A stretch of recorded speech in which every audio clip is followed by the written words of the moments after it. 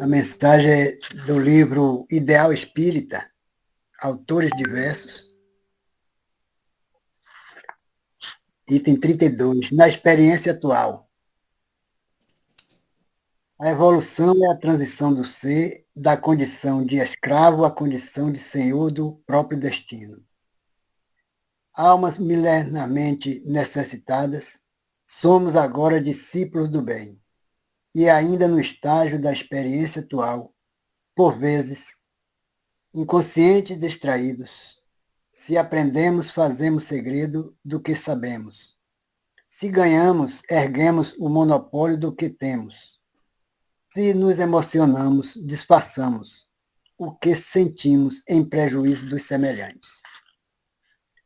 Por isso, frequentemente, nossos espíritos cegos não veem as bênçãos da providência.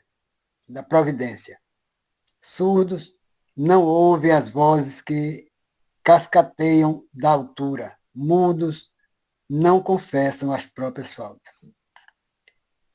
Cumpre-nos considerar, entretanto, que ninguém adita 1 milímetro de imperfeição perene à obra imperecível de Deus, da qual participamos inevitavelmente desde que fomos criados, porquanto toda manifestação impura tem a duração de um átimo à frente da eternidade. Desse modo, não te amofines quanto às condições difíceis em que te encontras, na romagem terrestre, seja elas quais forem. Se a lei concede o corpo conforme o espírito, não ouvides que as melhores posições perante o mundo são aquelas que nos oferecem as inibições físicas, as dificuldades de nascimento, as heranças fisiológicas de amargo teor, as lutas e os obstáculos incessantes, as adversidades e provações sucessivas, pois somente no círculo dessas desvantagens aparentes é que superamos os nossos antigos defeitos morais e nos candidatamos às estâncias resplandecentes da vida maior. Estuda as tuas facilidades do momento que passa. Quase sempre a obsessão entra na vida humana de braços dados com elas. Se trazes a consciência arpoada pelo remorso, não te entregues inerme ao aguilhão com que te prende a cabeça. Busca refazer o destino, ajudando os outros, horas após hora, sem te esqueceres de que se o sorriso é idioma internacional, o gemido também o é. E auxiliando, age com presteza, de vez que o remédio que chega atrasado torna-se fraco para combater a doença que já progrediu. Auscultamos intuitivamente o bárbaro do pretérito, o báratro do pretérito, no pélago de nós mesmos, pois a culpa, em forma de tentação, se nos imiscui no presente, até o resgate final dos próprios débitos. Contudo, ainda assim, arrima-te no trabalho e serena-te na esperança, porque mesmo nas mais densas trevas, ninguém vive órfão da solidariedade divina. Lameira de Andrade. Então, são mensagens que nos faz refletir sobre a nossa trajetória, o nosso trabalho aqui na Terra, como foi colocado aí, sobre... A gente, às vezes, pensa que precisamos do material com mais intensidade do que o espiritual. E, às vezes, a gente pode observar que é ao contrário. O material faz parte da nossa trajetória, porém, ele é passageiro. E aquilo que a gente adquire como espiritual, esse nós vamos levar para o nosso mundo, onde formos chamados. Então, toda essa bênção é que nos ajuda a entender essa caminhada e que possamos aproveitar essa encarnação para fazer o melhor possível. Então, vamos agradecer a Jesus por esta bênção, iluminando o nosso palestrante, fortalecendo a nossa caminhada, e que assim possamos vivenciar o Evangelho de maneira mais clara e assim levar este belo ensinamento a todos os necessitados com a bênção de Jesus. Que assim seja, Senhor. Que assim seja, meu irmão. Boa noite a todos. Boa noite. Passo a palavra para o nosso irmão Hélio. Boa noite a todos. E desde já ele já tem mais ou menos a noção de que começa agora 19h45 até 21 horas. Porém, tem alguns minutos antes para que os nossos irmãos possam fazer algum comentário, alguma pergunta, se for necessário. Paz, Deus proteja. Queridos irmãos deste grupo de estudos da doutrina do Cristo, abençoe-nos Jesus, o amigo e irmão maior, inconfundível. Sinceros votos de muita paz, relembrando o amigo Simbar, que através do médio de Valdo Franco, em um livro Poemas de Paz, entre outros ensinamentos, nos assevera que somente aquele que se esvazia de egoísmo se pode encher de paz. O nobre espírito Emmanuel, em uma de suas mensagens ao querido médium Chico Xavier, asseverou categoricamente: o Evangelho será pregado aos povos para que as criaturas compreendam e alcancem os fins superiores da vida. No âmago, no seio de tal proposta, destacamos na atualidade duas expressões: compreendam e alcancem.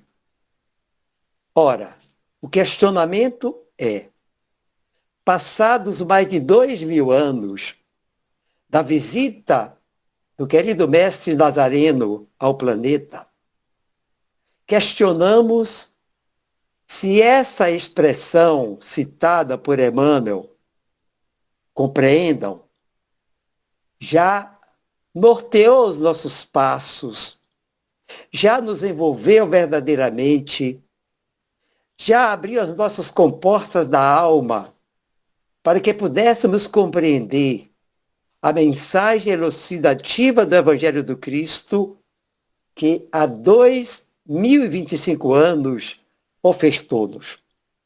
Possivelmente que não. Ora, e se nós, até o momento, até a presente experiência física, ainda não conseguimos compreender qual a proposta do Evangelho do Cristo, é evidente que a outra expressão inserida na mensagem de Emmanuel também não nos atingiu.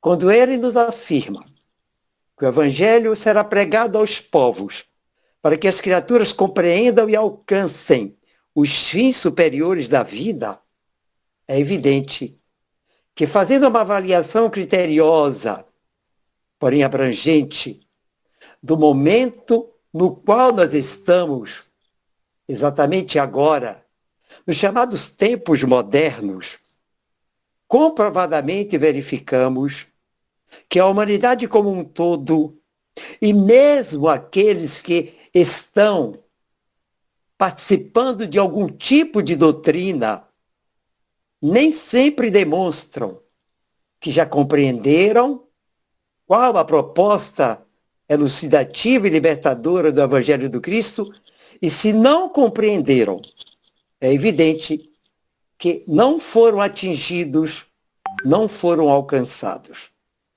Pois é. Relembramos agora que lá atrás, Jesus reunir alguns companheiros para o especial desafio da construção do chamado Reino de Deus nos corações da sociedade cansada das paixões anestesiantes e lutas inúteis, cujas vitórias o mundo apagava e ainda a morte continua apagando. Então, naquela oportunidade, permaneciam na expectativa de todos os ouvintes outras questões palpitantes e fundamentais que se faziam necessárias. Como o mestre conseguia atingir com um simples olhar o âmago de cada criatura que se lhe acercava, resolveu falar e afirmou: quando estiverdes em necessidade, buscai o Pai, porque ficarei convosco por pouco tempo. Uma afirmativa anunciada por ele em um clima emocional. Então, um dos seus, também comovido, perguntou-lhe: e como falaremos ao Pai se não conhecemos nem sabemos onde ele se encontra? As harmonias do ambiente vibravam em sublime e delicada melodia que permanecia no ar. E Jesus respondeu-lhe: orando o fareis. Então, ensina-nos a orar, solicitou outro. Com a musicalidade incomparável da sua voz, ele proferiu a mais completa mensagem que a humanidade conhece, a chamada prece dominical. Pai nosso que estás nos céus, santificado seja o teu nome. Venha a nós o teu reino. Essa proposta de venha a nós o teu reino é exatamente a proposta da noite. É a proposta que nós encontramos no âmago, no contexto da prece dominical. É a proposta que ele, desde quando aqui esteve, ofertou àqueles que lá estavam, e quantos de nós lá estavam, para que começasse a entender que o reino prometido, que o reino anunciado, não seria o reino que vibrava na expectativa daqueles que sofriam através de um poder temporal, daqueles que constituíam Israel e que ansiavam que surgisse alguém, que surgisse o anunciado Messias, para que conseguisse formar um exército capaz de eliminar o poderio romano. Venha a nós o teu reino. Que tipo de reino foi esse prometido e aguardado por todos? Eis a questão. O que nos foi ofertado pelo Pai, como sendo o reino de Deus, anunciado inclusive pelo Mestre Nazareno. Desejávamos, já que lá estávamos, muitos de nós, e aguardávamos ansiosamente o estabelecimento de um reinado material, portentoso, liderado por um Messias, ou um chefe de exército, ou um comandante previamente anunciado, que pudesse libertar o chamado povo submetido a um governo temporal, porém escravizante. Anunciávamos e ansiávamos encarar, enfrentar e superar o Império Romano, o chamado poder temporal da época. Mas eis que tal não ocorreu, meus irmãos? E agora, começamos a entender o tipo de reino, o tipo de reinado que foi prometido pelo Pai com a participação efetiva do Mestre Jesus.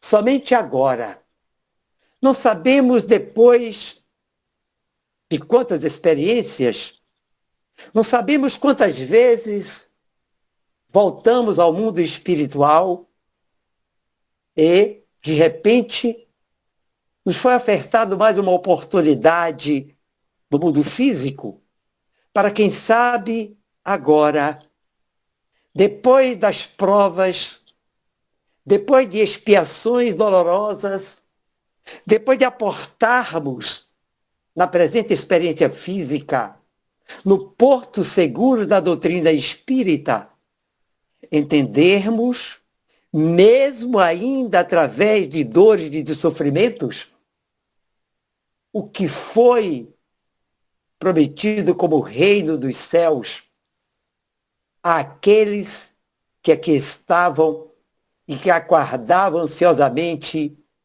um libertador, mas o libertador no sentido moral. Mas eis que nos foi ofertado e começamos a entender agora, quando adentramos as folhas do Evangelho segundo o Espiritismo, que se constitui exatamente nas lições morais do Cristo, que o reino prometido não se constituiria em construções de fortalezas, nem na organização de um exército que pudesse liderar um povo no sentido de disputar terras, limites, como ainda ocorre nos tempos atuais, nas regiões pelas quais o Cristo teve a possibilidade de passar. Nos foi ofertado e poderemos exatamente ter acesso facilmente, entendendo agora as lições do Evangelho do Cristo, as chamadas leis plenas de sabedoria, que gerariam para cada um de nós a felicidade, mesmo sabendo que o conceito de tal estado de espírito, do estado de espírito de ser feliz, muda de pessoa para pessoa, de ser para ser. Mas quando começamos a entender que as leis plenas, que as leis sábias, que as leis de Deus é que devem nortear o nosso anseio de reinado que deve moldurar efetivamente a caminhada evolutiva de cada um de nós, é que nos conscientizamos que tanto nós, como os nossos irmãos de outrora, que tiveram a possibilidade de conviverem ao lado do Cristo por algum tempo, ainda pensavam de maneira equivocada e ainda se voltavam muito mais para as disputas de cunho material que comprovadamente não nos levaria e não nos levará a nenhum patamar de libertação espiritual e de crescimento até atingirmos o patamar para o qual fomos criados, para atingirmos o pódio de seres perfeitos relativamente, considerando que perfeição absoluta só o Pai de infinita bondade é que detém. Tais leis plenas, tais leis morais, que poderemos encontrá-las claramente em nossa consciência foram ofertadas no sentido de que, não descuidando das obrigações do mundo material, pudéssemos voltar nossas vistas muito mais para o lado espiritual de cada um, uma vez que é exatamente esse lado que sobrevive além do túmulo. Tais leis gerariam entre nós, ainda espíritos imperfeitos, a paz que tanto anseiamos, propagamos, mas não a encontramos nos supermercados, no shopping center, porque, como nos disse Simbá, a paz é uma claridade íntima que floresce a cada passo que cada um de nós dá conscientemente no sentido de evoluir, tanto pelo lado material e muito mais pelo lado espiritual. As leis plenas gerariam, além da paz, a justiça, a fraternidade e o clima de ajuda mútua entre todos os homens, fator que comprovadamente ainda não ocorre nos nossos dias, a não ser quando há uma calamidade, quando a natureza nos mostra que ainda somos limitados, frágeis, e que de repente somos envolvidos pela presença dela, chamando-nos a atenção para que mudemos de atitude. Foi dado, e nós sabemos, ao ser bruto, o instinto que serviria de norte, de bússola para ele, que ainda era um espírito primitivo, necessitando efetivamente de novas oportunidades nessa caminhada evolutiva. Mas o instinto foi dado ao nosso irmão para ser trabalhado em seu próprio processo de evolução. Mas adiante, aos espíritos que já haviam alcançado um outro patamar evolutivo, ao homem, a nós, além do instinto que ainda temos em nosso imo, mesmo que seja em um grau menor, nos foi dado a possibilidade de desenvolvermos a inteligência, de sermos contemplados pela razão e pelo livre-arbítrio, que particularmente considero uma arma perigosíssima, pois depende muito da nossa escolha em como utilizá-lo. Ora, detentores da inteligência que temos, detentores da razão e do livre-arbítrio, temos a possibilidade de escolhermos entre o bem e o mal, porém, sabendo que responderemos pela nossa escolha. Quando olhamos a humanidade de agora, em pleno século XXI, 8 bilhões de espíritos encarnados, quando tentamos avaliar qual o percentual dessa humanidade que está preocupada em propagar o bem, ora, meus irmãos, ficamos estarrecidos, porque a cada instante chega-nos pelas redes sociais que se consideram e são verdadeiramente os meios mais rápidos de comunicação da atualidade, os noticiários do mundo como um todo. Noticiários que são gerados, os fatos, através dos homens, através de nós, detentores de inteligência, de razão, de livre-arbítrio. Ser humano que ocupa na escala zoológica o primeiro lugar, ou seja, está acima dos nossos irmãos animais ainda considerados inferiores. pelas diferenças que nos separam. Inteligência, a fala, a capacidade de raciocinar, do livre-arbítrio de se movimentar livremente.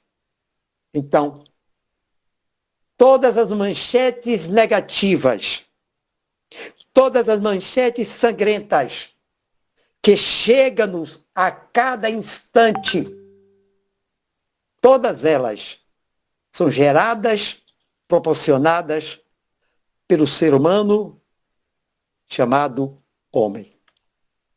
Verificamos então que diante de tanto avanço tecnológico, científico, das pesquisas avançadas de toda a ordem, do estreitamento do globo, tornando-se a partir da década de 90 um mundo globalizado, nós, irmãos, no sentido espiritual, marcamos passos.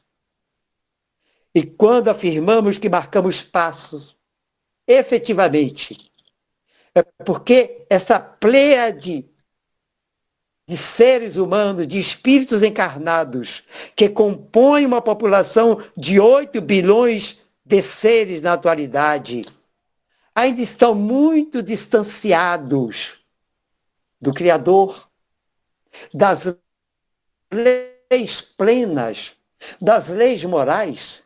Mas, Hermes, como cobrar de seres que estão voltados para o mundo tecnológico, para a mudança dos fatos a cada instante da vida, para o mundo de respostas imediatas, se esses seres não sabem verdadeiramente aonde estão gravadas estas leis?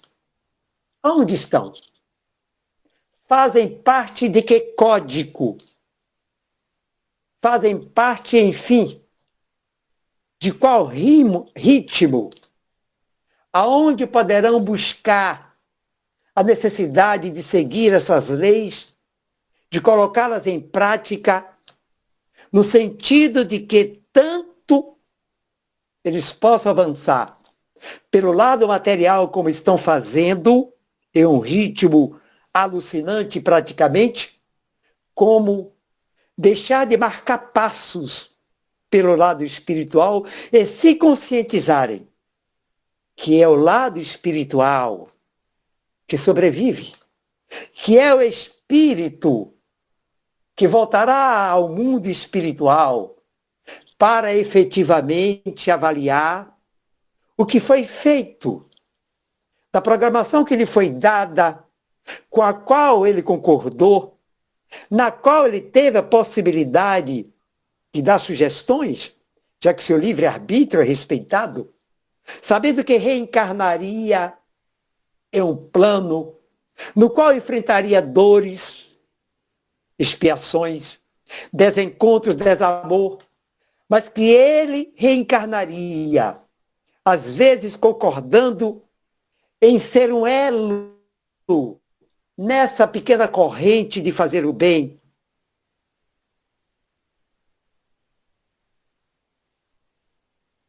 Menos da região na qual ele nascesse, pelo menos do seio familiar, pelo menos do grupo de trabalho, pelo menos, quem sabe, somando no templo espírita ou não, com outros, começasse a mudar a face do planeta. Muito bem. Como a humanidade poderia respeitar tais leis, leis morais, leis de Deus, se verdadeiramente o ser humano que está encarnado aqui agora apenas cumpre determinadas regras, determinadas leis estabelecidas pelos países, em último caso, quando são cobrados ou penalizados pelas faltas que cometem. Se as leis morais, se as leis de Deus estão gravadas na consciência de cada um de nós, e nós temos certeza que sim, meus irmãos, isso exigirá de cada um de nós um exercício muito grande, desafiador, para que cada um de nós, em cada ato, quiçá, em cada pensamento, em cada palavra proferida, tente fazê-lo, lembrando-se de que terá que prestar contas por todos os atos que cometer, desde o mais simples ao mais comprometedor, uma vez que somos imortais. A vestimenta física é apenas o acolhimento à casa temporária do espírito, muito importante para ele. Basta que verifiquemos no capítulo 17º, Sede Perfeitos, quando no último item nos é falado sobre a importância do corpo e a importância do espírito. Que temos que ter cuidados, que dar a atenção tanto ao corpo, a vestimenta somática, que agasalha temporariamente o meu espírito, o espírito de vocês, na vestimenta somática de vocês, quanto ao próprio espírito. Mas mesmo sabendo que o corpo tem o destino já programado, mesmo sabendo, mas temporariamente a sua importância é tão grande pela oportunidade que está tendo de acolher o espírito que traz uma bagagem para que seja aberta aqui e agora, verifique os saldos de vidas anteriores e verifique a programação que está predestinada a cada um de nós cumprir. Quando as leis morais, quando as leis de Deus, que se constituem exatamente no reino prometido, estão gravadas em nossa consciência, isso significa, meus irmãos, que mais do que nunca, principalmente, adentrando a doutrina dos espíritos, não temos mais a desculpa de afirmarmos que erramos daqui para frente, porque não avaliamos o cronograma estabelecido. Não buscamos, antes do ato que iríamos cometer, avaliarmos se ele iria de encontro às leis morais ou não.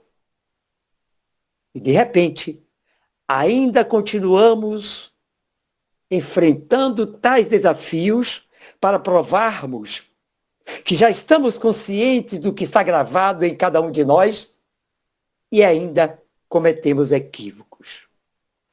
Mas se as leis morais, as leis de Deus, o reino prometido, nós já temos a consciência de que ele existe, como foi prometido pelo próprio Cristo, porque muitos, a maioria dos espíritos encarnados, atuam e vão de encontro como se essas leis não existissem.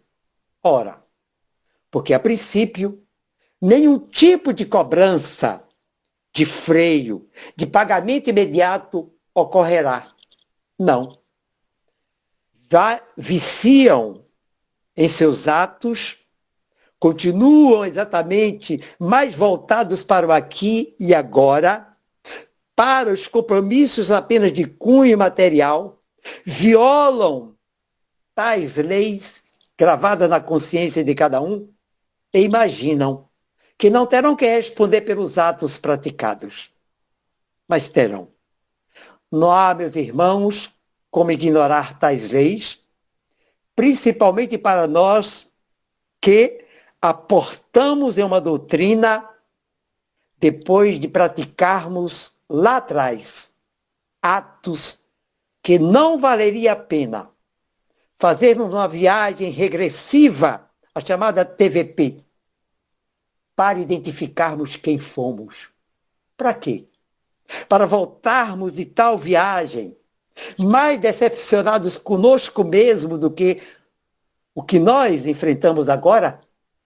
para voltarmos de tal viagem, sabendo que o processo reencarnatório, a justiça divina, colocou no nosso seio, no nosso meio familiar, às vezes, um irmãozinho, inimigo do passado, que agora reencarna, quem sabe, como filho, como filha, que agora está ao nosso lado como companheiro, companheira, para que agora pudéssemos provar, principalmente porque adentramos a doutrina elucidativa do Espiritismo, que já aprendemos a perdoar. Eu não diria nem amar, eu diria a perdoar, que é o desafio inicial. Porque só se ama verdadeiramente quem aprende inicialmente a perdoar. Ora, esta proposta de venha a nós o teu reino, nós não poderemos mais continuar desprezando-a, porque o reino já está erguido em nosso seio. Nós é que, ainda com a nossa limitação de visão interior, não enxergamos. É quando as dores batem à porta, quando o sofrimento se faz maior, quando vislumbramos essa ou aquela oportunidade de socorro e não o encontramos, de repente, nos revoltamos contra aquele que é o Pai de infinita bondade e que jamais deixou nenhum dos seus filhos desamparados. É fundamental que aprendamos a trabalhar esse reino prometido a cada um de nós da forma que não vislumbremos como se nós fôssemos aquele que comanda algum exército e que quer tornar esse reino como um reino de cunho material. Não.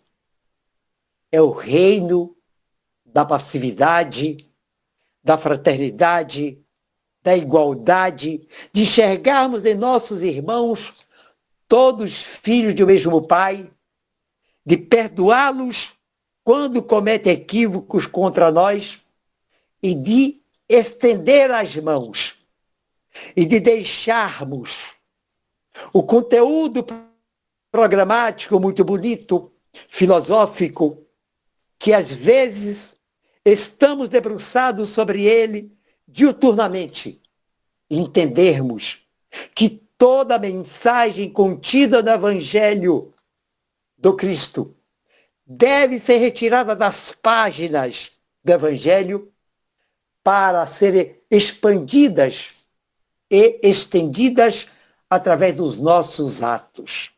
Tenho dito, sempre que possível, que é muito fácil, claro, sermos fraternos sob o teto do templo A, do templo B, da casa espírita A, da casa espírita B. É o mínimo que nós poderemos fazer, sermos fraternos ali dentro. Que tem sido muito fácil ouvir as palestras envolventes, elucidativas de renomados palestrantes, conferencistas, de participarmos de seminários, de workshops, de encontros. Tudo isso muito bem.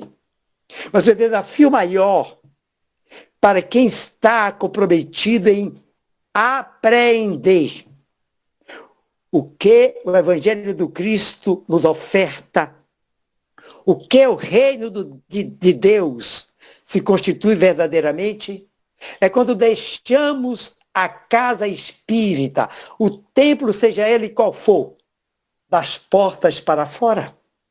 Porque é exatamente lá fora que nós temos que entender que somos verdadeiramente espíritas. Que as lições estudadas lá dentro, que os textos discutidos lá dentro, que as mensagens ouvidas, que os exemplos citados de nada valerão se lá fora, nas vias públicas, no lar, na convivência profissional, no transporte coletivo, eu me esqueço de que sou espírita. E o que é que diz o Evangelho? Conhece-se o verdadeiro espírita pela sua transformação moral. Como me transformar moralmente? Como? Apenas ouvindo? Apenas lendo? Estudando? Apenas participando de doutrinárias cujo compromisso é apenas naquela 1 hora e meia? Isso é subsídio. Isso é partícula. Mas eu preciso exatamente testar se eu já entendi a mensagem da doutrina espírita, da transformação que eu devo fazer em mim mesmo, da revolução que eu devo proporcionar a mim mesmo, quando ponho os meus pés porta fora da casa A ou da casa B que eu frequento, do grupo A ou do grupo B. Já que no seio disso tudo, o meu comportamento deve ser, no mínimo, de fraternidade. O mundo lá fora aguarda que a presença do Cristo seja cada vez mais fortalecida por aqueles que foram intitulados, que são intitulados os trabalhadores da última hora. Mas quem são esses trabalhadores da última hora? Aqueles que não arredaram o pé nos momentos mais cruciais lá atrás, quando Cristo foi rejeitado pela sociedade que ele veio esclarecer, para a qual ele veio dar as primeiras lições de como se deveria amar, de qual seja o verdadeiro conceito de amor. Não amor novelesco, que aprendemos no dia a dia, que vemos no dia a dia. Não. De como poderemos ser fraternos, de como deveremos pregar e proporcionar a caridade àquele que é nosso irmão ou àquele que é ou se tornou nosso inimigo. De como amar os nossos inimigos. Tudo isso faz parte da proposta de Emmanuel. O Evangelho será pregado aos povos, para que as criaturas compreendam. E, meus irmãos, não compreenderam até agora e alcancem os fins superiores da vida. Ora, se não compreenderam até agora tais fins, ainda não foram alcançados.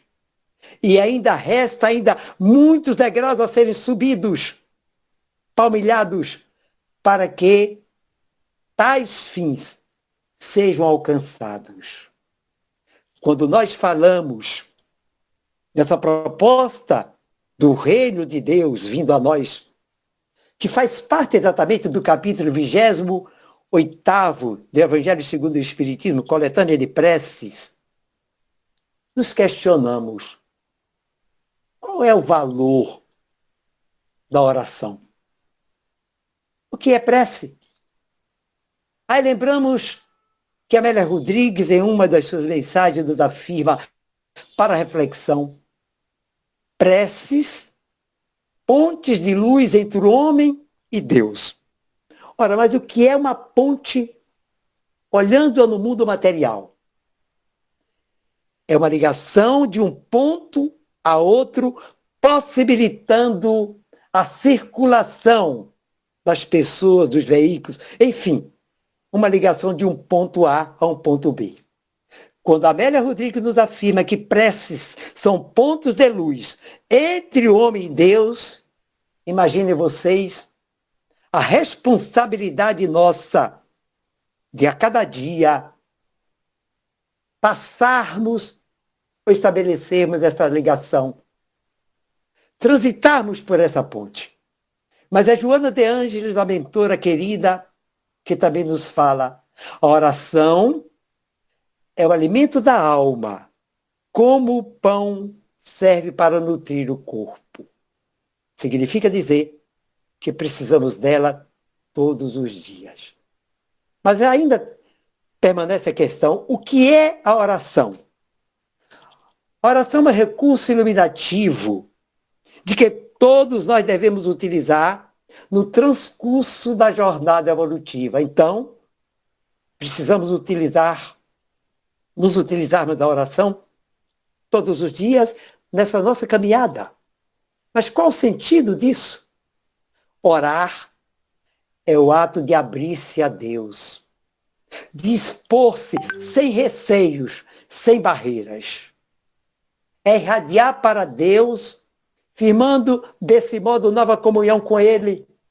Quem sabe, uma comunhão que a partir de agora nós estaremos comprometidos com o reino que Ele nos proporcionou, através de suas leis, das leis eternas, das leis morais, que modificam, se seguidas, toda a conjectura do Espírito. A oração é o poder dos fiéis, daqueles que acreditam em algo superior, respeitando todos aqueles que não acreditam em nada.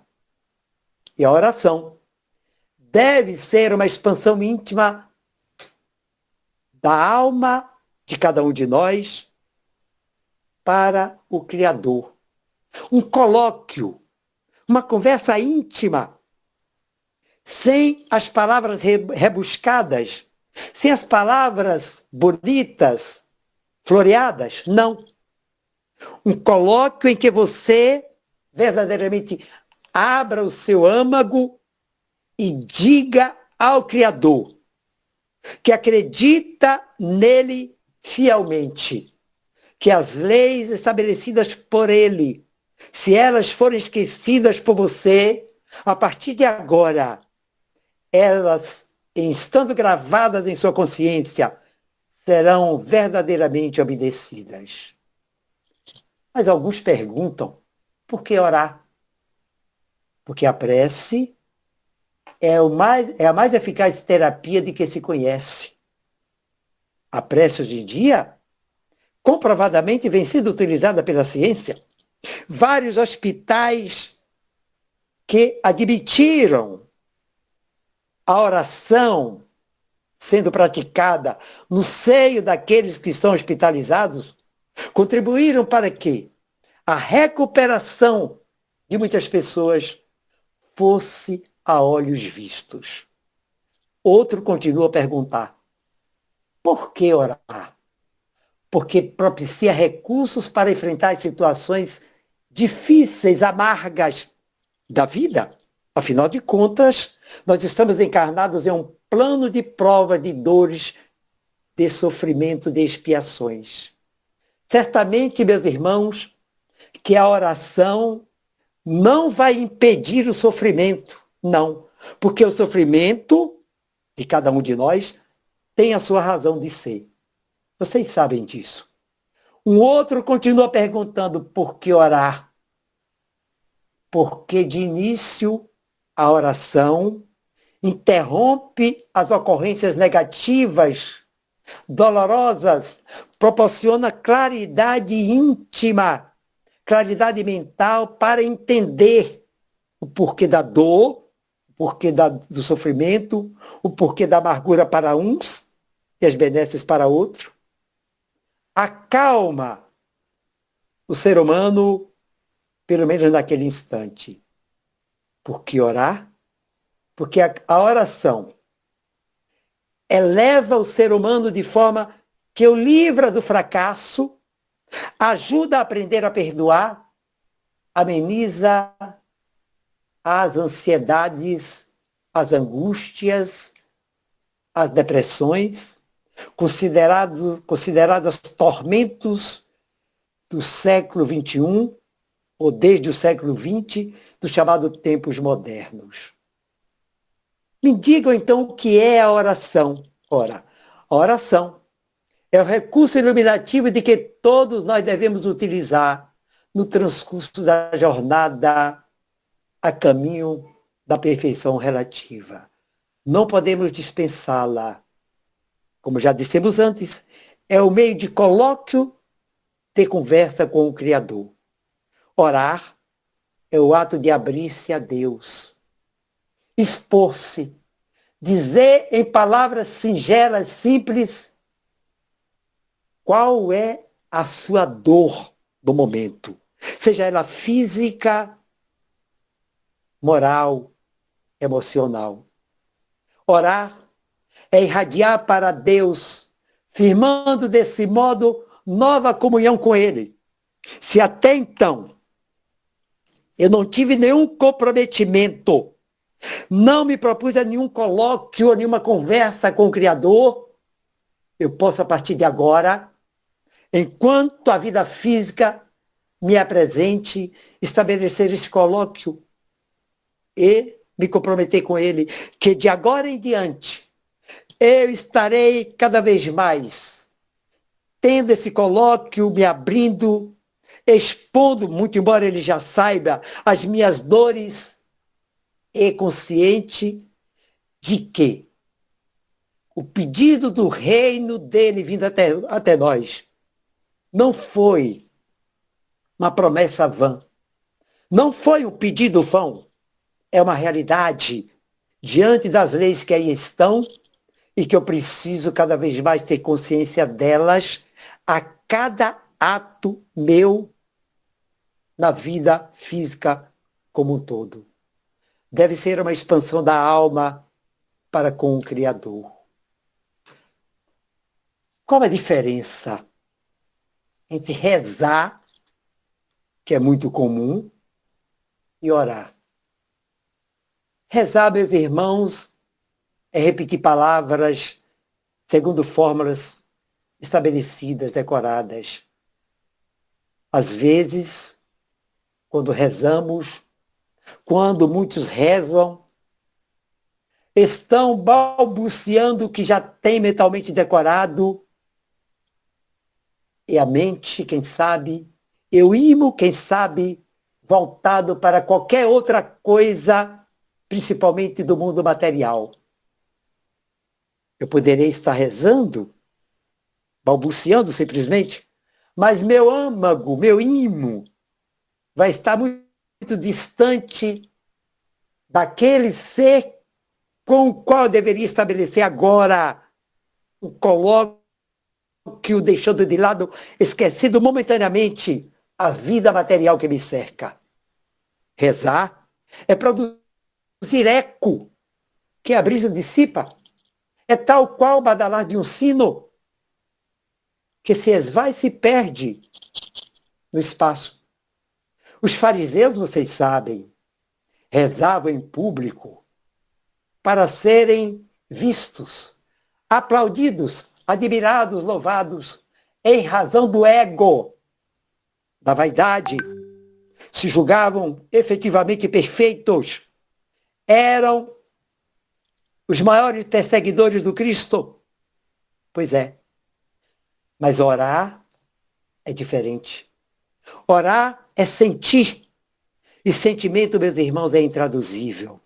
Claro que é. Se eu afirmar para alguém, eu te amo, com todo respeito a vocês, nenhum de vocês poderá exatamente saber qual o sentido desse eu te amo que eu pronunciei para alguém. Por quê? Porque sentimento é intraduzível. Só eu sei qual o teor. Não há palavras que definam com precisão o sentimento de alguém. Poderemos socorrer alguém um sentimento de dor, de perda, de angústia, mas ninguém poderá traduzir verdadeiramente a dor, a angústia, porque são sentimentos inatingíveis por terceiros. Se os fariseus rezavam, Jesus amava a oração e recomendava sempre: orai e vigiai, para não cair em tentação. Diante do clima que está no mundo, eu peço perdão ao mestre para inverter as palavras. Vigiai e orai, para se fortalecer. Mas o que vem ser a prece, diante de todas essas colocações? A prece é a elevação da alma acima das coisas terrenas, segundo Leon Denis. Deixo momentaneamente o mundo material que me cerca, as minhas angústias, uso, na verdade, o meu poder, meu controle remoto para minha mente, esvazio momentaneamente minha mente, meu âmago, de tudo que até o momento me causa questionamentos, dor, quem sabe, sofrimento, para entrar em comunhão com o mundo espiritual. É uma invocação às potências superiores, um impulso, um voo da alma de cada um. A prece, meus irmãos, não tem hora marcada para ser feita. Embora seja um bem e uma rotina histórica, orarmos pela manhã, quando o dia amanhece, e à noite, quando vamos nos preparar para o recolhimento. Inicialmente pela manhã, para agradecer por uma nova oportunidade de um novo dia. À noite, para agradecer pelo dia que vai se saindo, que vai terminando, por tudo que enfrentamos, pelas glórias conseguidas, pelas vitórias, pelos desafios, pelas derrotas, já que faz parte da programação de cada um. Mas sabendo que nem tudo se consegue com a oração, claro, nós poderemos orar, deveremos continuar orando, usando a prece, deixando de lado a reza com todo o respeito, para nos fortalecermos, porque as provas, as dores, alusivas à existência de cada um, fazem parte do compromisso de cada um de vocês, de cada um de nós. A prece diária dirigida ao Eterno deve ser feita com a verdadeira doação íntima de cada um. O sábio não pede para fugir às dores, aos sofrimentos, aos desenganos, não. O sábio pede que o ampare nos dias de aflições da vida, que lhe dê coragem, que faça com que ele continue a sua caminhada sem desistir, porque, como nós sabemos, alcança-se o patamar da perfeição relativa a cada experiência física que venhamos a ter. Será que é importante nos reunirmos para orar? Claro.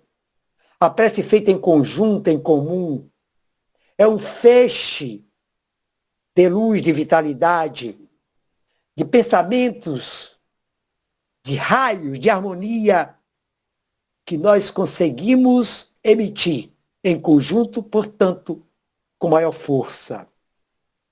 Será que é importante orar pelos outros? Claro que é. Pelos espíritos que sofrem, pelos nossos irmãos que estão aí em provas, que o vejamos com piedade, com compaixão, que venhamos a socorrê-los quando pudermos pelo lado material, mas que possamos orar por eles todos os dias. São filhos do mesmo Pai. Pelo nosso próximo, seja ele quem for, o próximo mais próximo ou o inimigo. Pelos infelizes, pelos enfermos, pela humanidade como um todo, no momento crucial de transição como estamos, rogando para que Deus, o Pai de infinita bondade, seja pelo menos lembrado por boa parte desses espíritos que estão tendo uma nova oportunidade reencarnatória para provarem que podem trabalhar em prol de um mundo melhor. Mundo melhor que nós clamamos, que a humanidade clama, mas mundo melhor, meus irmãos, que não ocorrerá por medida provisória nem por decreto-lei. Jamais. Mundo melhor que só se tornará verdadeiramente real O mundo de regeneração que ansiamos, já ouvimos falar que estávamos em transição há quantos anos? Onde a transição, ou onde o mundo de regeneração, a espiritualidade maior, superior, afirma que todo esse trâmite depende de cada um de nós. Modifica-se a individualidade e, claro, teremos uma coletividade melhor.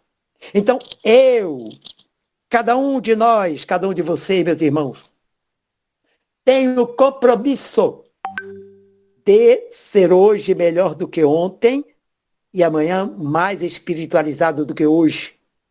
Voltar-se cada vez mais para o bem, para a propagação da mensagem do Cristo, para que ela não fique enclausurada em nosso íntimo, entre quatro paredes de uma casa espírita, de um templo qualquer, para que ela saia às ruas, através dos nossos atos, em prol do bem, em prol do amor, mesmo que nós não sejamos vistos por bons olhos, mesmo que sejamos ainda criticados, mas que façamos sem a preocupação de sermos focalizados, fotografados, como os fariseus faziam. Qual é, meus irmãos, a eficácia da prece? Basta que busquemos o próprio Evangelho segundo o Espiritismo, nesse mesmo capítulo da lição desta noite, que nos fala que há uma eficácia. Ora, há muitos que contestam, lá está no próprio Evangelho, a eficácia da prece sobre a necessidade. Qual a necessidade que nós temos de orar? Se Deus sabe perfeitamente bem qual é a dor de cada um de nós, qual é o sofrimento, qual é a angústia. Então, nós sabemos que Ele tem conhecimento disso, que Ele nos ofertou mais uma oportunidade reencarnatória.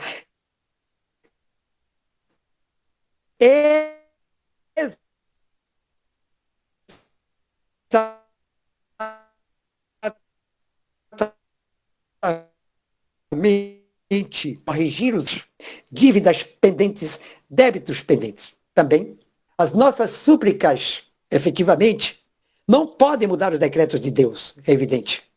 Tudo que está no mundo não se torna uma fatalidade. Existem decretos de Deus, mas a partir da oração feita da melhor forma possível, nós poderemos mudar em algum momento a nossa trajetória para melhor, desde que estejamos comprometidos com isso. Todas as circunstâncias da vida, meus irmãos, não estão submetidas à fatalidade. Então, se assim fosse, o homem seria apenas um instrumento passivo, sem livre-arbítrio, sem iniciativa, não. Sem que os decretos de Deus sejam mudados, Ele concederá sempre a quem estabeleceu diálogo com Ele verdadeiro, sincero, abrindo-se intimamente, pelo menos, a coragem, a paciência, a resignação. 3 armas que nos possibilitam continuar a nossa luta por melhoria espiritual, por elevação espiritual, sabendo que os desafios da vida física vão continuar nos enfrentando, vão continuar surgindo, porque exatamente está aí o nosso teste maior. Estudamos Espiritismo, sabemos efetivamente quais as fontes dos nossos sofrimentos em vidas passadas ou na vida presente, e temos a possibilidade de agora continuarmos a nossa caminhada, nos utilizando da coragem, da paciência, da resignação, para mudarmos o que precisa ser mudado em cada um de nós. Será que a ação da prece realmente é efetiva? Será que orando como deveremos, verdadeiramente nos abrindo para o Criador, para o Mestre Nazareno, para os amigos espirituais, nós conseguiremos atingir objetivos. Nós estamos imersos, como vocês sabem, no chamado fluido universal. Todos os mundos, todos os seres. E esse fluido é o veículo do pensamento. Quando nós pedimos alguma coisa, quando oramos, então, o fluido universal recebe da vontade uma impulsão, nosso pensamento vai impressionar as almas a distâncias incalculáveis. Então, os espíritos elevados, amigos espirituais, podem influenciar-nos e responder à nossa evocação. Os espíritos ouvem o que pedimos, o que rogamos, qualquer que seja o lugar onde estivermos. É evidente que só seremos atendidos ou não, de acordo com o nosso merecimento. Nenhum de nós sabe em que patamar espiritual está o seu merecimento. Qual seria a maneira de orar? Findando aqui essa proposta. O primeiro ato do ser humano a cada dia deve ser a prece. Não nos esqueçamos disso. O próprio Evangelho nos afirma, no capítulo 27, todos vós orais, mas quão poucos são os que sabem orar. A prece deve subir humilde aos pés do Senhor, para lhe recomendar nossa fraqueza, nossos vacilos, para suplicar amparo, socorro. Não estabelecer o que nós queremos, principalmente a nível material. Não. Deve ser profunda a nossa prece, deve partir da nossa alma, deve conter o pedido daquilo que verdadeiramente necessitamos. A prece pode ser feita em todos os instantes de nossa vida, em todos os momentos, em casa, nas vias públicas, no trabalho, no transporte. Deve acarretar, sem acarretar nenhuma interrupção, porque a oração é o mais forte estímulo de que a alma pode dispor para planificar-se, que nos afirma Joana de Ângeles. É luz acesa na sombra, é pão nutriente na escassez, é força na debilidade, é gozo na paisagem da alma. E, lembrando que a proposta da noite, que está contida na prece dominical, venha a nós o teu reino, já é, ou já deve ser compreendida por cada um de nós, que o reino de Deus está exatamente entre nós, através das leis plenas, morais, que gravamos em nossa consciência e que precisamos segui-las.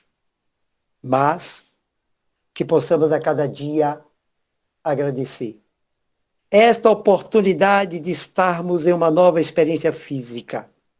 A grande oportunidade de crescermos, de darmos alguns passos significativos rumo ao pódio que nos aguarda, que é exatamente a perfeição relativa. Agradecer agora dizendo: Pai nosso que estás nos céus, na luz dos sóis infinitos, Pai de todos os aflitos deste mundo de escasséus, santificado, Senhor, seja o teu nome sublime, que em todo o universo exprime ternura, concórdia e amor. É o nosso coração, o teu reino de bondade, de paz e de claridade na estrada da redenção. Cumpra-se o teu mandamento, que não vacile nem erra, nos céus como em toda a terra, de luta e de sofrimento. Evita-nos todo mal, dá-nos o pão no caminho, feito na luz, no carinho, do pão espiritual. Perdoa-nos, meu Senhor, os débitos tenebrosos, de passados escabrosos de iniquidade e de dor. Auxilia-nos também, nos sentimentos cristãos, a amar nossos irmãos que vivem longe do bem. Com a proteção de Jesus, livra a nossa alma do erro, sobre o mundo de desterro, distante da tua luz. Que a nossa ideal igreja seja o altar da caridade, onde se faça a vontade do teu amor. Assim seja. José Horta, através da via mediúnica de Chico Xavier. Luz e paz para todos.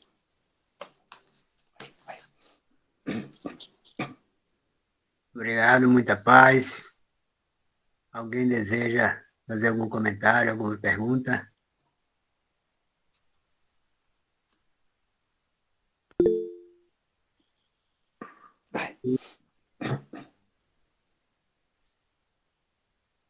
Pode falar disso.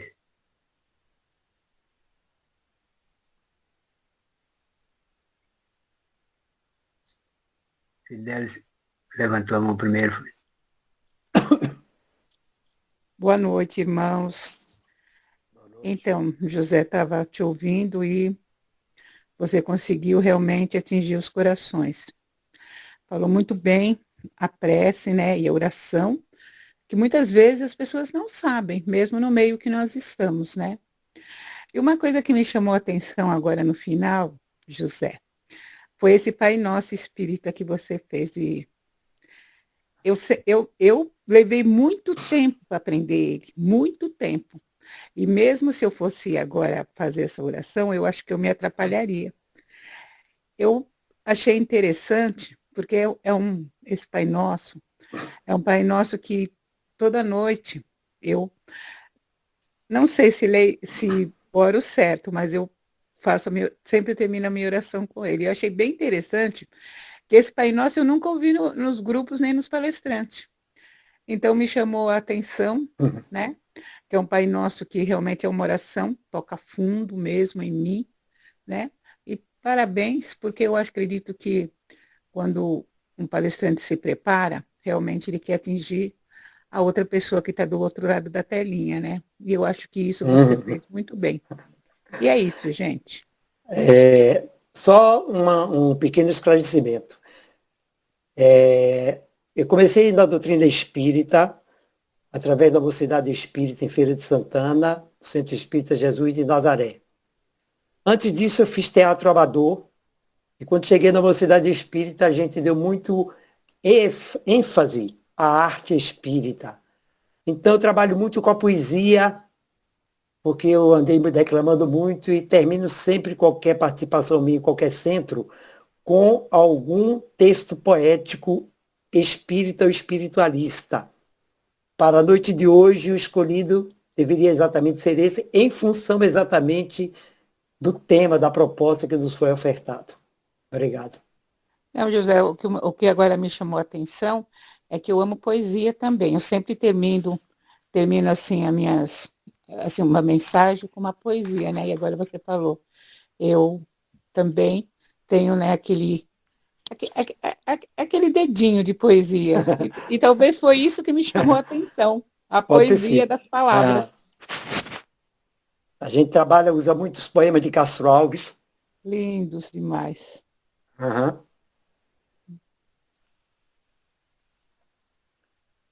Fidelis. Ok, Roberto. Hermes, foi muito boa a sua reflexão, viu?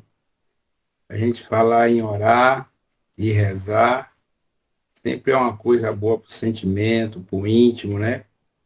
E sempre a gente está fazendo aquilo que o Senhor nos ensinou, né? E o que eu pergunto a você é o seguinte: o Pai Nosso, ela é uma reza ou uma oração? Devemos decorar ou devemos rezar ela do nosso jeito? Bem, o detalhe não é apenas decorar. A gente sabe que as pessoas sabem, tem de cor tanto o Pai Nosso como a Ave Maria. O detalhe maior é exatamente, você pode decorar, claro, facilita, mas é exatamente a doação interior, você se voltar exatamente para aquele momento da oração e não traduzi-la como reza, porque reza, eu estou na avenida andando, estou rezando, mas estou olhando o que se passa do outro lado, estou no transporte, estou rezando, eu me deparo muito com isso aqui em Salvador, as pessoas no metrô com um terço, mas estão, por outro lado, olhando ou ouvindo que o vizinho, a pessoa que vai ao lado está conversando. Então, isso não significa, na verdade, que não tem sentido. Tem, relativo. Mas como nós separamos o sentido de rezar e de orar, quando oramos, nós precisamos exatamente trabalhar todo o nosso lado externo, nos isolarmos do que está acontecendo externamente e nos ligarmos intimamente, mesmo, principalmente, tendo o texto já decorado. Isso não invalida, não. O que invalida é eu estar rezando, mas me preocupando com outras coisas. Aí, intimamente, vou estar longe.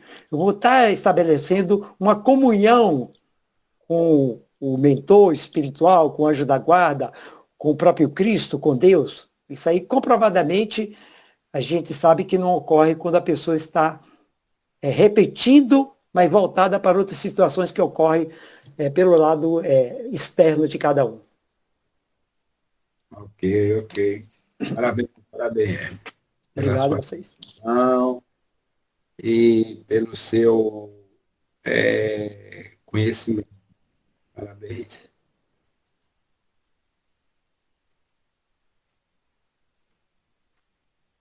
Alberto.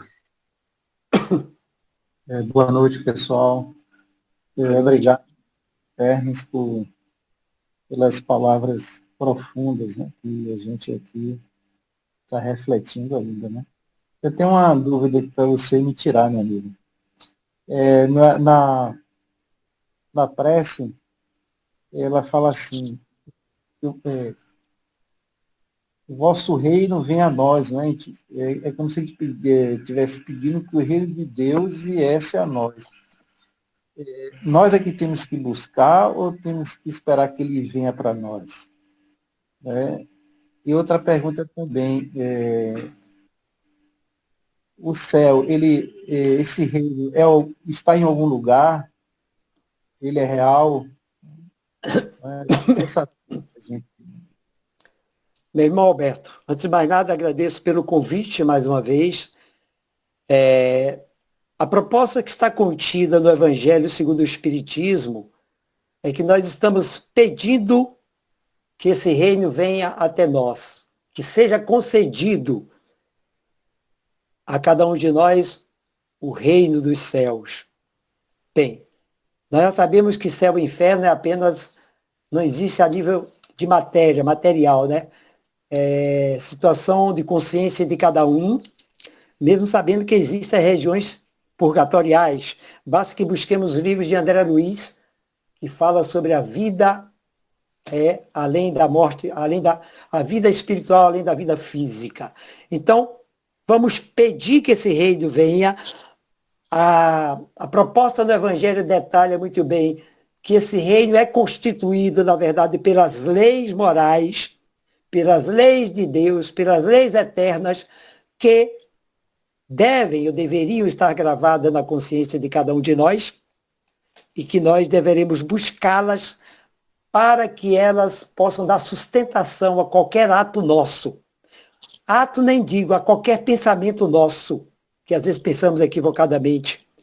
Julgamos pelo pensamento, recriminamos pelo pensamento, enfim. Para que, a partir do momento em que vamos pensar alguma coisa, vamos falar alguma coisa, vamos fazer tal ato, que tudo isso nós aprendamos a fazê-lo, tendo como respaldo as leis morais, que não são aplicadas no mundo como o todo. Se fossem, nós estaríamos com outro clima, outra psicosfera no mundo, claro. Então, não poderemos mais continuar cometendo equívocos. A partir do momento em que fomos abençoados, contemplados por conhecer a doutrina espírita, pronto. Se outras doutrinas não responderam aos nossos questionamentos, pelo menos os meus, eu que estudei em colégio marista, lá em Senhor do Bonfim, tinha questionamentos que a doutrina, que o catolicismo não me respondeu com todo respeito. Conheço por necessidade de pesquisa, por curiosidade candomblé, conheço Umbanda, mas aportei na doutrina espírita a partir do momento em que a dor bateu a porta de um familiar e que, na verdade, era simplesmente a eclosão da mediunidade e que os médicos não conseguiam chegar à conclusão quando minha genitora praticamente esteve para desencarnar, mas os exames não diziam nada. Daí alguém foi que disse, por que não buscar o espiritismo para tentar ter a solução? E foi a doutrina espírita que ela foi esclarecida e que era a mediunidade que estava eclodindo. Como a mediunidade é uma faculdade, na verdade, que faz parte do nosso organismo, então várias dores, vários sofrimentos surgem quando ela está eclodindo, para que a pessoa se torne um médium ostensivo. Foi o que aconteceu com a minha mãe. A partir daí eu conheci a Mocidade Espírita em Feira de Santana e me chamou a atenção porque eu vinha de teatro e descobri que tinha a poesia espírita, que podia trabalhar com a arte, propagar a doutrina através da arte. Então, tudo isso aí é possível através exatamente da doutrina espírita. E esse reino, complementando a resposta à sua questão, esse reino nós pedimos e deveremos estar pronto para exercer tal reinado, né? Que não significa um reinado físico, mas um reinado praticando o bem. Tentando praticar o Evangelho do Cristo independente das barreiras, dos desafios, dos sofrimentos. Precisamos tirar o Evangelho, a mensagem do Evangelho, das quatro paredes, da onde estudamos, da onde militamos, para praticá-lo diuturnamente, aonde estivermos, tranquilamente. Nós temos que pedir esse reino todos os dias.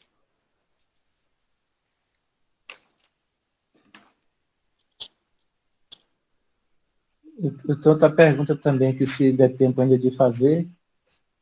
Qual é a vantagem que tem em a gente orar pelos inimigos, né, dito por você? Bem, orar pelos inimigos é fundamental, capítulo 12º do Evangelho, né? Amai os vossos inimigos. E quando Cristo afirmou isso, deu-nos a entender que seria algo impossível, sacrificial para cada um de nós.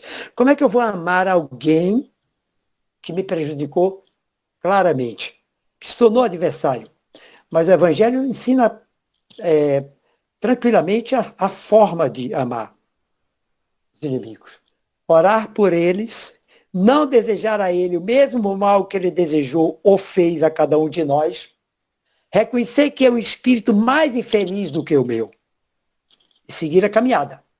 Não guardar rancor, aprender a perdoar, que é desafiador, seguir adiante, tranquilamente. Dá para fazer isso. Já testei isso mais de uma vez. Então, estou seguindo a caminhada. Os inimigos terão que responder, são espíritos imperfeitos como o meu, ou mais imperfeitos ainda, não sei, né? Ninguém sabe quais foram as práticas de vidas anteriores, e tentar me prejudicar, ou prejudicar cada um de nós. Vamos orar por ele. Quantos inimigos, espíritos adversários nós temos? Quantos adversários desencarnados às vezes se manifestam nas reuniões mediúnicas, né, ameaçando a muitos que fazem parte da equipe? Vários.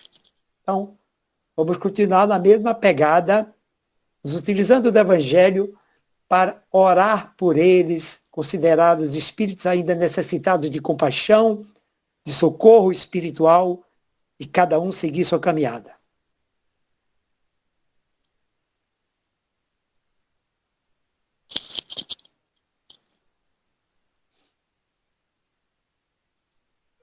Quem mais?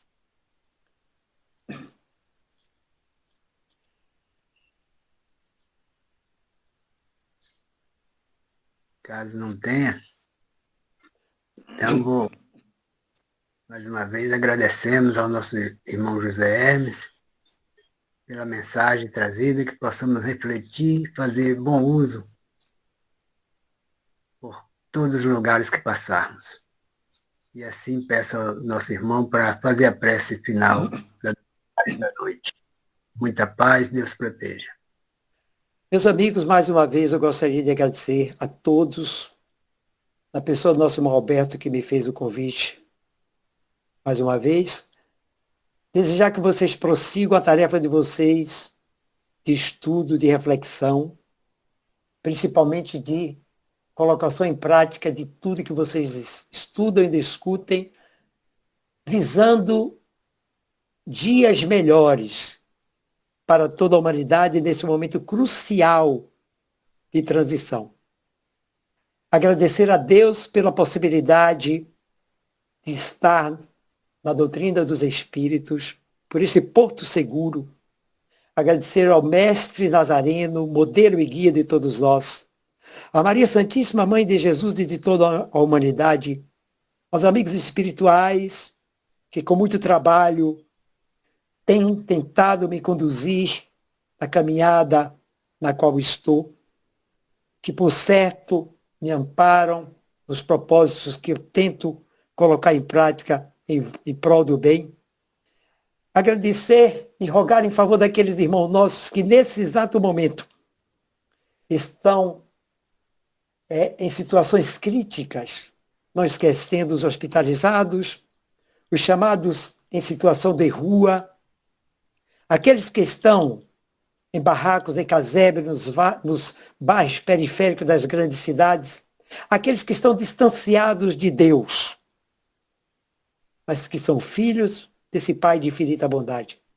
Rogar para que cada um de nós possa ter uma noite de sono salutar, de descanso para o corpo, enquanto o espírito mantém contato com o mundo espiritual, tentando aprender mais um pouco em prol de um despertar mais sereno.